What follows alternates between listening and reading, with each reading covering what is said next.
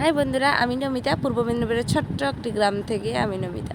Mita Santu lifestyle ব্লগে তোমাদেরকে স্বাগত। আজকে একটা মিনি ব্লগ দিলাম, আজকে কোনো বড় ব্লগ দিইনি, কারণ আজকে আমি প্রচণ্ড শোকাহত আছি। কারণ আমি ভাবছি আমাদের ঘরের মেয়েগুলো কিভাবে বাইরে বেরোবে, ঘরেও তারা কিভাবে স্বাধীন হয়ে থাকবে।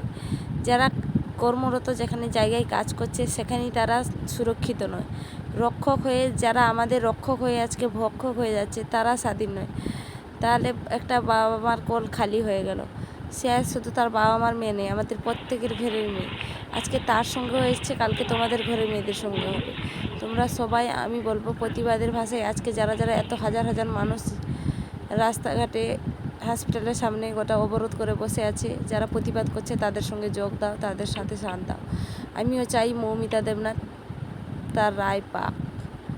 তারা যারা আমার মনে হয় যারা ওর ক্ষতিটা করেছে সবার জন্য শাস্তি হোক, এমন কঠোরতর শাস্তি হোক যেন তাদের এই পৃথিবীতে কোনো জায়গা নেই। এমন শাস্তি যারা এই মানসিকতার লোকগুলা দেখলে ভয়ে শিউরে ওঠে। কি বলো তোমরা?